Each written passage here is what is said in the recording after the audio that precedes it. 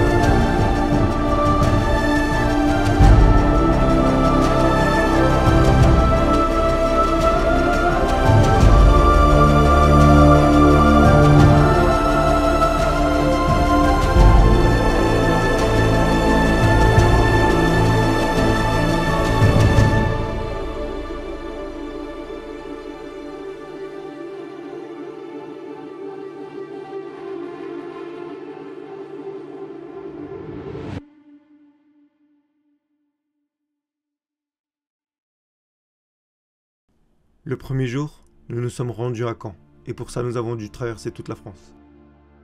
À Caen, nous trouverons le premier musée commémoratif du débarquement en Normandie, le mémorial de Caen. Ce musée est incroyable, immense, et qui vous apprend vraiment tout ce qui s'est passé pendant cette guerre. Dans ce musée, nous allons retrouver toutes les dates, tous les chiffres et tous les endroits qui ont marqué cette guerre. De tous ces soldats qui ont été tués, de tous ces civils qui ont été fusillés ne serait-ce que pour avoir parlé à un soldat, de toutes ces armes qui ont été utilisées,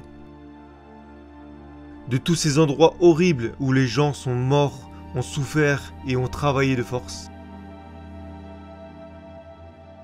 et toutes ces reconstitutions de villages et de lieux détruits par la guerre, mais aussi tous ces plans et ces stratégies pour en venir à bout.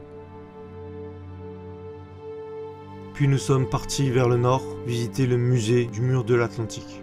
Je ne vais pas vous énumérer tous les lieux, monuments, cimetières et musées que nous avons visités, car en 5 jours, nous avons essayé de voir le maximum de choses possibles. Ce que je voulais avant tout vous partager, c'est notre sentiment de reconnaissance, notre admiration pour tous ces monuments et ces lieux chargés d'histoire, mais surtout pour vous inviter à venir voir par vos propres yeux l'étendue de ce qu'il s'est passé, de venir ressentir cette immense émotion que nous avons ressentie lorsque nous étions face à la mer, dans ce lieu où tout a pris un sens et où ces hommes se sont battus pour libérer la France.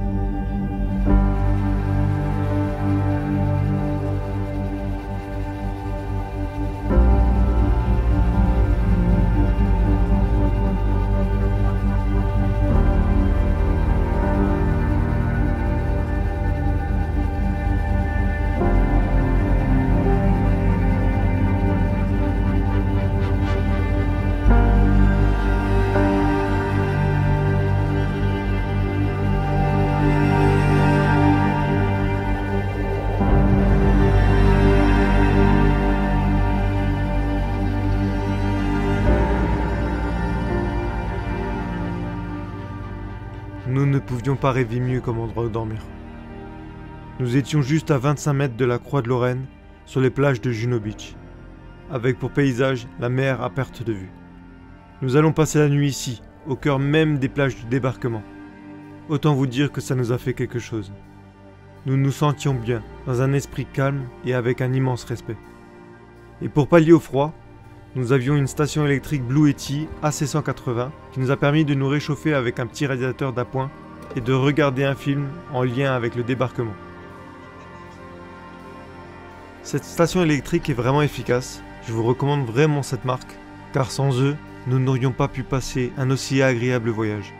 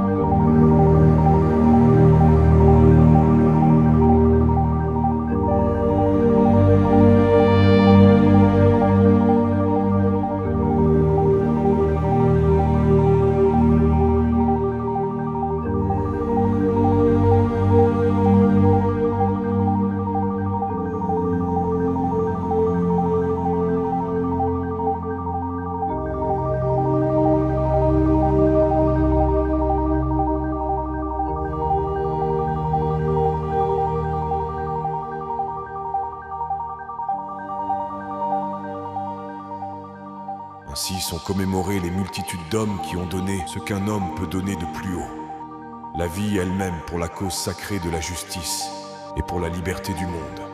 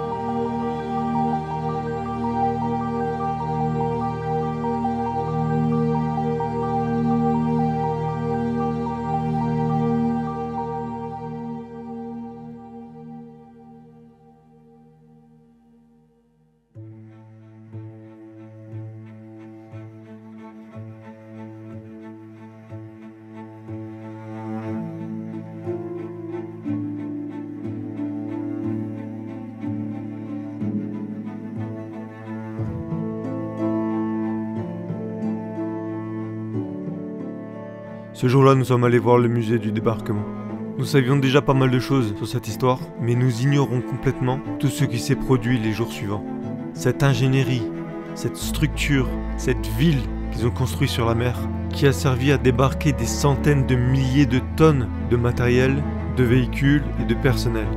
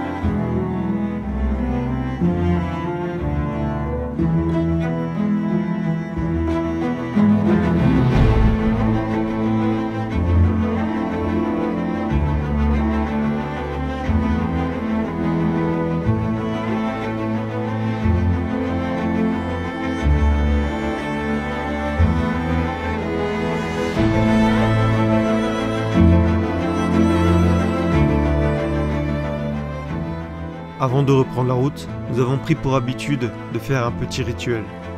À chaque plage, nous fixons le drapeau du pays qui a déployé ses forces et ses soldats sur la plage où nous nous trouvons.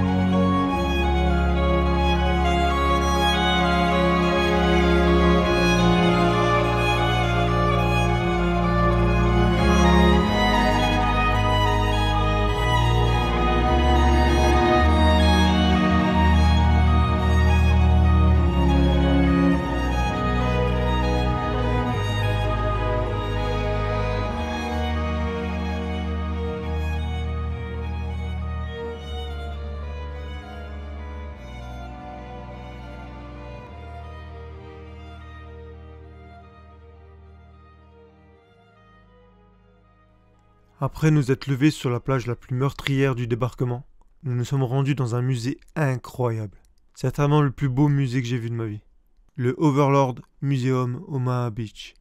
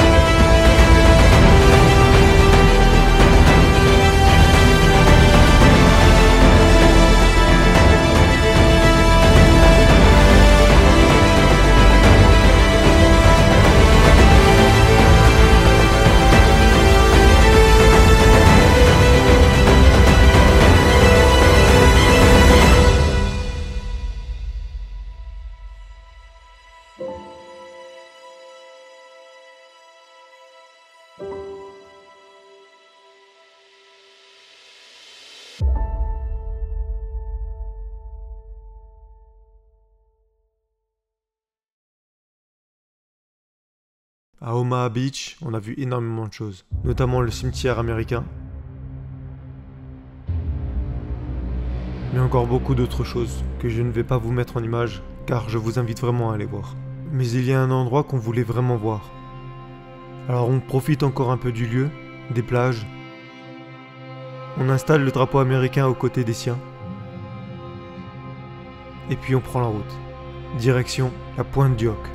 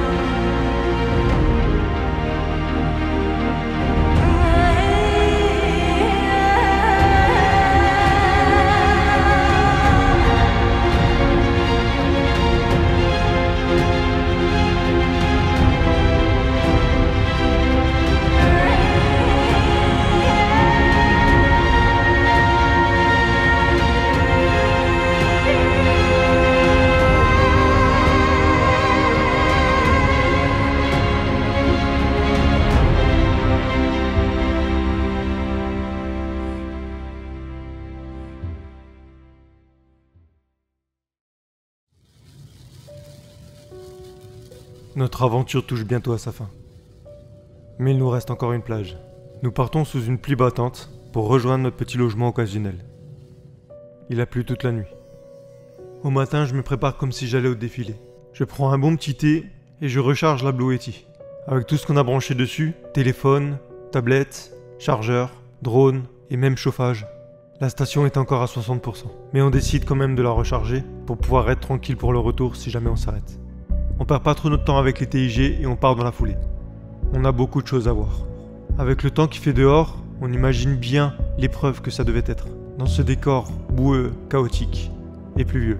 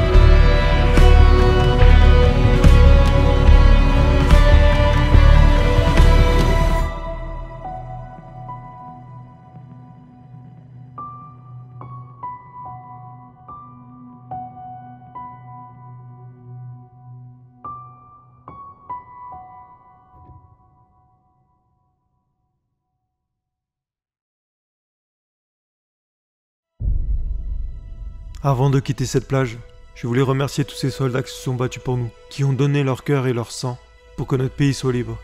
Ils ont affronté la peur, l'inconnu, le froid et la souffrance. Et si j'ai fait ce petit film, c'est pour les honorer et les remercier. Mais c'est aussi pour que chacun d'entre nous n'oublie pas ce qui s'est passé. Que chacun d'entre nous sache que si on est là aujourd'hui, dans un pays libre, que si l'on mange à notre faim, que si l'on peut dormir chaque nuit sur nos deux oreilles, c'est grâce à eux et à leur courage.